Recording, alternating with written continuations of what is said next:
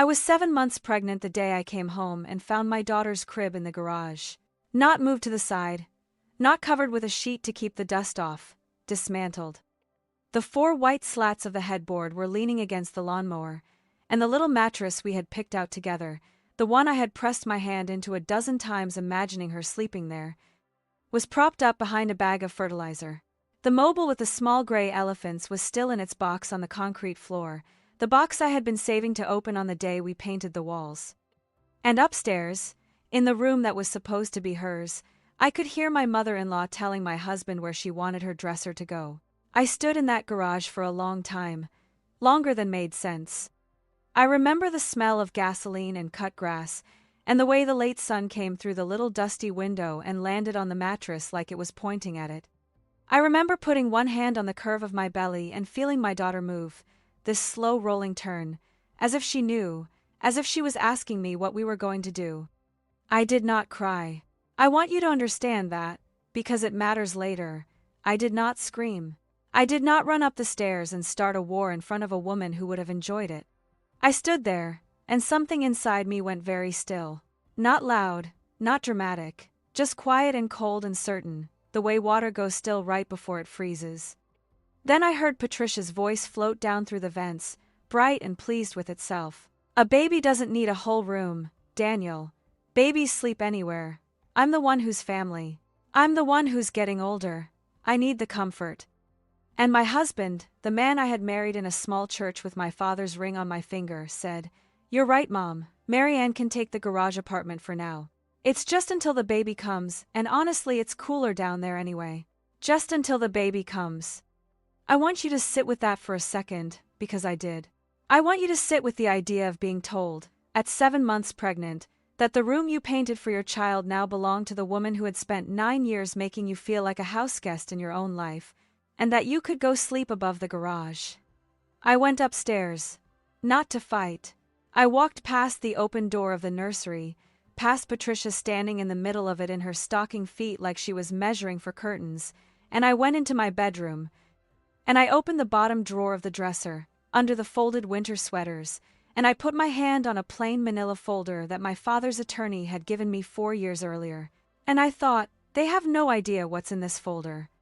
6 weeks after that afternoon, Patricia was the one carrying boxes down a driveway, and Daniel was sitting at a kitchen table signing papers he should have read a great deal more carefully than he did. Nobody yelled. Nobody was arrested. No one got hurt. But everything changed. And to understand how a dismantled crib in a garage turned into all of that, you have to go back with me, all the way to the beginning. Stay with me. I promise you it is worth it. My name is Marianne Voss. I'm 34 years old, and for most of my adult life, I believed that love meant making yourself smaller so that everyone around you could be comfortable. I learned that early. I was the reliable one, the quiet one. In a family, in an office, in a marriage, there is always a person who absorbs the tension so no one else has to feel it, who remembers the birthdays and pays the deposit and reads the fine print, and who is so dependable that eventually everyone stops seeing her at all. That was me. I was the person who was needed, and I had spent years confusing being needed with being loved, and I want to be honest about that, because this is not a story about a perfect woman and a villain. This is a story about a woman who told herself a lot of things that turned out not to be true. I grew up with my father. My mother left when I was 6, and I don't have a dramatic story about it, she just left, and my dad raised me on his own. He was a careful man. He worked in title and property records at the county for almost 30 years, and if you knew nothing else about my father, you would know this. He believed that the truth lived in documents. People will tell you anything, Mari, he used to say. Paper doesn't lie. Keep your paper. He said it so often it became a kind of joke between us. I would come home from school and he'd say, "Did you keep your paper?" And I'd roll my eyes. But it went in. It went all the way in. I met Daniel when I was 24. He was warm in a way my father wasn't, loud and easy, the kind of man who filled a room and made you feel like you'd been let in on something good. He remembered the name of the waitress. He tipped too much. On our 3rd date he drove 2 hours to bring me soup when I had the flu, and I thought, this is a man who shows up. I married him at 26. My father walked me down the aisle, And he was quiet at the wedding, quieter than a father should be, and later I understood why. Because the one thing Daniel came with that I underestimated was his mother. Patricia was a widow, and she had raised Daniel to be the center of her universe, which is a lovely thing to say and a terrible thing to live with. From the first dinner, I was measured. Not cruelly, not at first, it was small. It was the way she'd serve everyone else first and then look at my plate and say, "Oh, are you eating all that?" It was the way she called me Daniel's wife for 2 full years, as if I were a piece of information about him rather than a person. It was the way she would rearrange my kitchen when she visited, quietly, so that I would spend a week not being able to find my own spoons, and when I finally said something she would laugh and say, "I was only helping. You're so sensitive. You're so sensitive." If you have ever lived with a person like this, you know that phrase. It is a beautiful little weapon. It takes the thing that was done to you and hands it back as a flaw in you. And I let her hand it to me for 9 years. Here is the part I have to own. My father died when I was 30.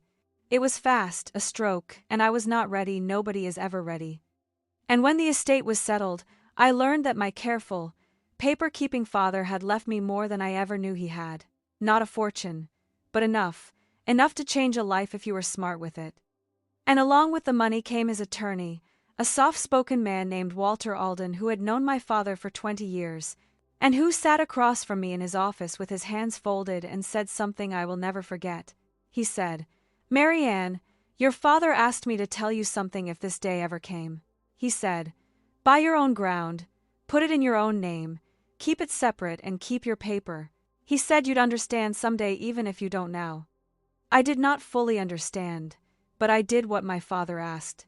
Daniel and I had been renting, and we had been talking about buying, and so I used my inheritance, all of it, to buy us a house. A good house, a real house, with a yard and a porch and a room upstairs with the best light in the whole place. The room I would one day paint for my daughter. Daniel was thrilled. And when the paperwork came, Walter Alden guided me, gently, through keeping the inheritance as separate property, the house titled in my name alone, funded entirely from my father's estate. With every dollar documented. Daniel didn't care about the paperwork. Daniel never cared about paperwork. He signed what I put in front of him and went to pick out a grill. "You handle that stuff, babe," he said. "You're the smart one." You're the smart one. Another beautiful little phrase. I thought it was a compliment for years. Later I understood it was just another way of handing me the work and keeping the credit. So there it is. The house that Patricia would one day try to redecorate around me, the house where my husband would tell me to go sleep above the garage, was mine. Not ours, mine. Bought with my father's life, titled in my name, documented down to the penny, sitting quietly in a manila folder under my winter sweaters. Nobody talked about it. In a marriage you don't wave that around. It just was. And for 4 years it slept in that drawer while I slept beside a man who was slowly, so slowly I almost didn't notice, learning that he could take from me and I would not push back. Because the erosion was slow. That's how it always is. If Patricia had walked into my life on day 1 and told me to sleep in the garage, I'd have laughed and left. But she didn't. She spent 9 years teaching me, one small lesson at a time, that my comfort was optional and hers was not. When we bought the house, she started coming over to help, then to stay the weekend, then to stay the week, then she had a key. I never remember agreeing to the key. It simply appeared on her ring one day, and when I mentioned it, gently, in the way I had learned to mention things, Daniel looked at me like I'd suggested we abandon her on a highway. "She's my mother, Marianne. What do you want me to do? Change the locks on my own mother?" And I said no, of course not, and I let it go, because I always let it go, because letting it go was the job I had been given and I was very, very good at my job. She criticized how I cooked, so I cooked what she liked. She criticized how I kept the house, so I kept it the way she wanted. She would come into my kitchen in my house, and open my refrigerator and sigh, this long theatrical sigh, and say, "Well, I suppose this is how young people eat now," and I would feel ashamed in my own home, and I would go buy the brand of coffee she preferred. I want you to hear how small these things sound one at a time, because that is exactly the trap. Each one is too small to fight about.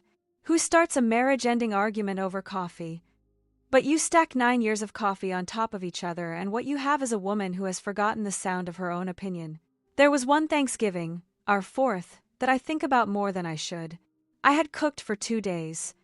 I had made every dish the way Patricia liked it, down to the specific casserole she pretended to be surprised by every single year, and I had set the table with the good plates that had been my grandmother's, the only thing I had left of my mother's side. And Patricia arrived, looked at the table, and asked Daniel in front of 11 people whether someone could get her a different chair, because she couldn't be expected to sit where the draft was. So I gave her my chair.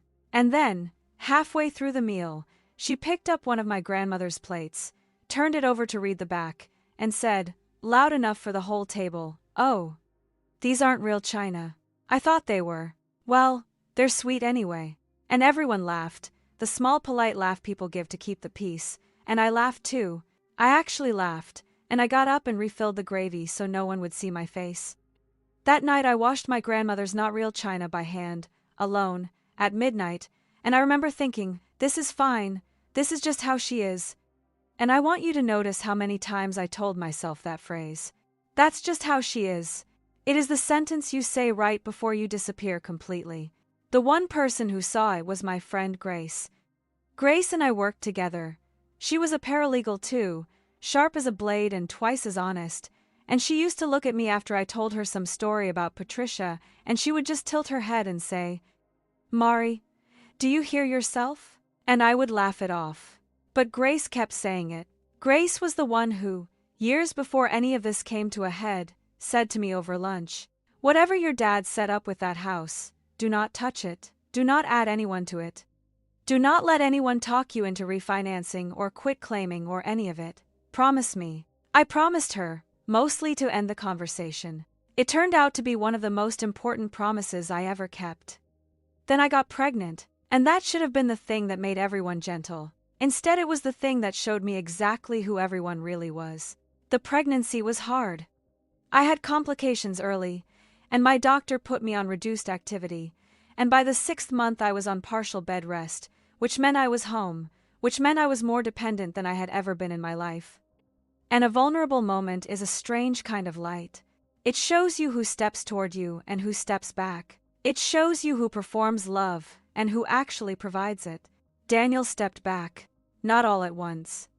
But he started working late, and the late nights stacked up like the coffee had, and when he was home he was tired, and Patricia stepped into the space he left. Except she didn't step in to help me. She stepped in to run things. She started staying at the house full-time, to take care of the baby situation, she said, and within weeks she had rearranged my life the way she had once rearranged my spoons. She decided what I ate, because the baby needs proper nutrition, and clearly you don't know how. She answered my phone. She told my own friends I was resting when I wanted to see them. She sat in my living room with her feet up and directed me, a pregnant woman on bed rest, to bring her things, and when I was slow she would say, "In my day we didn't make such a production out of having a baby." And through all of it, the room upstairs sat waiting. The nursery. It was the one thing that was fully, purely mine and my daughter's. On the days I could manage the stairs, I would go up and sit in the rocking chair we'd bought and just look at the walls, and I would feel, for a few minutes, like a mother instead of a servant. I had painted it a soft pale green. I had hung the little shelf. The crib my father would never see his granddaughter sleep in stood against the wall with the best light in the house. And then came the afternoon I told you about. I had gone to a prenatal appointment, one of the only times I left the house, and Grace drove me because Daniel was slammed at work. And I came home, tired, aching, carrying my daughter low and heavy, and I opened the door to the sound of Patricia's voice upstairs telling my husband where to put her dresser. In the nursery. In my daughter's room. And I went to the garage, and I found the crib in pieces against the lawnmower. I told you I went still. I told you I went upstairs and put my hand on that folder. What I didn't tell you is what was going through my mind while I stood there, and I want to tell you now, because it is the true center of this whole story. I was not thinking about revenge. I want to be honest about that, because it would be a better story if I said a switch flipped and I became someone terrifying. That's not what happened. What I felt, standing in that doorway watching Patricia measure my daughter's room for her own comfort, while my husband nodded along, was grief. Enormous grief. Because in that moment I finally, fully understood something I had spent 9 years refusing to understand. They were not going to change. Not because they couldn't. Because they didn't want to. My comfort, my daughter's room, my dignity, none of it weighed anything against Patricia's whims and Daniel's need to never, ever disappoint his mother. I had been waiting 9 years for them to decide I mattered. And that afternoon I understood they had already decided, long ago. And the answer was no. And once you truly understand that, something happens. The waiting stops. And when the waiting stops, all the energy you were spending on hope comes back to you, and you can finally use it. That night, I did not confront them. I said I was tired. I took a pillow and a blanket, and I went, quietly, to the garage apartment, and I let them think they had won, because I needed them to keep thinking that for a few more weeks. Grace called it playing possum. I called it keeping my paper. The next morning, while Daniel was at work and Patricia was at her water aerobics, I called Walter Alden. He was older now, semi-retired, but he remembered me the moment I said my father's name, and when I told him what was happening, there was a long pause on the line, and then he said, in that soft, steady voice, Marianne, tell me exactly what is in that folder, and tell me everything, in order. And I did. And when I finished, he said something I will carry for the rest of my life. He said, your father knew. I don't know how, but he knew someday someone would try to take your ground out from under you. That's why he made me promise. The house is yours, free and clear, separate property, and there is not a court in this state that would say otherwise. Now, do you want to be right, or do you want to be free? Because they are not always the same thing, and getting free takes patience. I said I wanted to be free. So we built it, slowly. Not hot, not loud. Anger burns fast and leaves you with nothing. What Walter and I built took weeks. First, I documented everything. My father would have been proud. I quietly gathered every record, the deed, the estate settlement, the bank trail showing the house was funded entirely from my inheritance, the years of statements. I kept a plain notebook in the garage, and every night I wrote down what had happened that day, dated, in my own hand, the comments, the commands. The morning I asked Daniel to help me up the stairs and he said he was busy and Patricia laughed. I didn't write it to feed my anger. I wrote it because paper doesn't lie. There was one night in the 3rd week that nearly broke my patience, and I want to tell you about it because staying quiet was not easy and I don't want you to think it was. I woke around 2 in the morning in the garage apartment with a cramp that frightened me, a real one, and I climbed the stairs to the house to find Daniel, and I stood outside the good room, my daughter's room, and I could hear the 2 of them still awake, and they were laughing, not cruelly, just easily, comfortable. Talking about paint colors for Grandma's suite, about a trip they'd take once the baby thing settled down, planning a future in my house as if I were already a memory. And I stood in that dark hallway with my hand pressed under my belly, terrified for my daughter, and on the other side of the door the people who were supposed to love me were choosing curtains. I almost broke it open right then. I almost threw all of Walter's patience away for the satisfaction of one good scream. Instead I went back down the stairs, and I sat on the edge of that little bed, and I wrote it in the notebook, date, time, what I heard, and writing it down did the thing that screaming never does. It moved the weight off of me and onto the paper, where it belonged, where it would wait for me, where it would keep. My father was right. Paper doesn't lie, and paper doesn't lose its temper, and a woman with good paper never has to raise her voice. Then Walter had me do something that cost me the most. He said, say nothing, change nothing. Be exactly as agreeable as you've always been. Let them get comfortable. People who are comfortable get careless. And so, for 3 more weeks I was the Marianne they expected. I brought Patricia her tea. I slept above the garage. I smiled. And I watched, and I wrote, and I waited, while my daughter grew heavier inside me and the day came closer. And Patricia got careless. Oh, she got careless. Comfortable in her victory, she started talking. She told Daniel, and I heard it through the vents, my old friend the vents, that once the baby came, they should think about the future of this house, that it was silly for it to just be the 3 of them, that maybe her name should be on things, for security, At my age, she was already spending my house in her mind. She had Daniel half convinced. And one evening Daniel actually came down to the garage apartment, sat on the edge of the little bed and said, gently, in his warm, easy voice, "Babe, Mom brought up something smart. We should get the house sorted out legally, put all our names on it properly, so everyone's protected. I'll set up a meeting with a guy." And I looked at my husband, the man who had put our daughter's crib next to a lawnmower, and I said, "That's a good idea, Daniel. Let's get everything sorted out legally.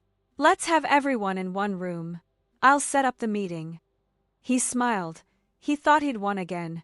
He kissed my forehead and went back up to the house, to the good room, to his mother. He had no idea he had just agreed to the exact meeting I wanted. I called Walter. I called Grace. And we set the reckoning for a Saturday morning. At my kitchen table, in the house that was mine. The day the baby's room became a courtroom, I remember, was bright and ordinary. I made coffee, the brand Patricia liked. Walter arrived first, in a gray suit, with a briefcase and those steady folded hands. Grace came as my friend, which was true, and also as a witness, which was truer. Patricia swept in expecting to be catered to and was mildly annoyed to find there was already a lawyer at the table, though she assumed, I could see her assume it, that he was there to help put her name on things. Daniel sat down rubbing his hands together, cheerful, ready to get this sorted. And then Walter opened his briefcase. I want to describe Patricia's face, because I had waited 9 years to see it change, and it changed in real time. Walter laid out the documents one by one, and he spoke in that soft, unhurried, deadly voice. He explained that the house was not marital property, that it had been purchased in full with funds from my late father's estate, that it was titled in my name alone, that it had always been so, that no name would be added to it, not Daniel's, not Patricia's, not anyone's, because it was, in the plainest legal terms, entirely and solely mine. Patricia laughed first, that dismissive little laugh. "That's ridiculous. Daniel, tell him, this is your house too." And Daniel, for the first time in our marriage, had nothing to say, because Daniel had signed those papers. Daniel had said, "You handle that stuff, babe." Daniel had never once read the fine print, and now the fine print was reading itself out loud in his own kitchen. And there was nothing warm and easy about his face anymore. It had gone the color of the concrete floor where my daughter's mattress had leaned. Then Walter turned to the second folder, and this was the one I had not warned them about. My notebook, the dates, the record. Not for a courtroom, he explained, but as a simple, factual account of the conduct in the home of a woman who was, at that time, pregnant and on medically ordered rest. He read a few entries in that same flat voice. Just the facts, just the paper. And in the plain daylight of a Saturday kitchen, said out loud with no yelling and no drama, the things they had done to me sounded exactly as ugly as they were. There is nowhere to hide from your own actions when someone simply reads them back to you, dated, in order, with no anger attached.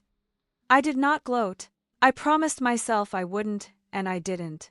I just sat there with my hand on my belly, my daughter turning slowly inside me, and I said the only thing I said in that entire meeting. I said, "I painted that room for my daughter, and you put her crib in the garage, so here is what is going to happen." And then Walter laid it out. Patricia would be moving out of my house, that week. And Daniel had a choice to make about whether he wanted to be a husband and a father in this home, on new terms, real terms, with his mother as a guest who knocked, and never again as a woman who redecorated my child's future, or whether he wanted to follow his mother out the door. The house was mine either way. That was not on the table. What was on the table was who he wanted to be. 6 weeks after I found the crib in the garage, Patricia carried her boxes down my driveway. She did not go quietly, at first. There were tears, and there was fury, and there was a great deal of, "after everything I've done," but there is a particular kind of silence that falls on a person when they finally understand that the source of their power was never real, that it was only ever your permission, and you have taken your permission back. By the last box, she was quiet. She looked at me on the porch, and for 1 second I thought she might say she was sorry. She didn't. People like Patricia rarely do. She just said, "You've changed." And I said, "Yes, I have."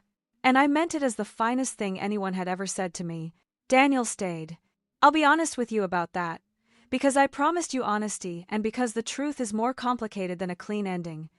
He stayed, and he cried, and he swore he hadn't understood, and part of me even believed him. But something was broken that a good room and a returned crib could not fix. You cannot fully come back from watching a man agree to send you to the garage. We tried, we went to counseling. He learned to say no to his mother, which was the hardest thing he ever did, and I will give him credit for it. But the marriage that survived was smaller and quieter and more careful than the one I thought I'd married into. And in the end, about a year later, we let it go, gently, both of us, without a war. He is a good father to our daughter. He learned that lesson, at least. Some people can only learn it once the ground is taken out from under them. My daughter's name is Rosalind, Rosie. She sleeps, and has always slept, in the room upstairs with the best light in the house, the pale green room, in the crib my father bought her the memory of and Walter Alden helped me keep. She is 3 now. In the mornings the light comes in gold and lands on her the way it once landed on that mattress in the garage, except now it is pointing at exactly the right thing. I kept the house. It is quiet now. It is mine and it is hers and no one comes into it who does not knock. I want to tell you what I learned, because this was never really a story about a lawyer and a folder. It was about the folder being the smallest part. For 9 years I believed that if I was needed enough, I would eventually be loved. I made myself small so everyone else could be comfortable, and I called it love, and it wasn't. Being needed and being valued are not the same thing, and you can spend your whole life being needed by people who do not value you at all. My father knew that. He couldn't say it to me, so he said it in the only language he trusted. He said it in paper. Buy your own ground, keep it in your own name, keep it separate, keep your paper. He wasn't only talking about a house. He was telling me to keep some ground inside myself that no one else's comfort was allowed to take. It took me until I was standing in a garage looking at my daughter's crib to finally hear him. Winning wasn't revenge. I want to be clear about that. I didn't destroy Patricia. Life and her own choices will do that far more thoroughly than I ever could. I didn't ruin Daniel. Winning was making sure that my daughter will grow up in a home where she never, not once, has to beg to be chosen. Winning was that she will never learn, the way I did, to make herself small. She will know that being loved is not something you earn by disappearing. That's the whole inheritance. That's what my father was really leaving me, all along. So let me ask you something, and I mean it, I read every comment. If you found the thing that was supposed to be yours dismantled and pushed into a corner, and the people who did it were the people who were supposed to love you most, would you have made a scene? Or would you have gone quiet and kept your paper? Tell me honestly, because I think a lot of us were raised to make ourselves small, and I think a lot of us are only now learning how to take our ground back. Tell me your story in the comments. I read every single one. And if this stayed with you, there is another story you should hear next, about a woman whose own sister showed up at the reading of their mother's will with a document nobody had ever seen before. Certain she had won everything, until one quiet phone call in the hallway changed the entire room. Watch that one next. I think you'll understand exactly why. This is Aveline Justice, where the truth finally surfaces. I'll see you in the next one. Take care of your ground.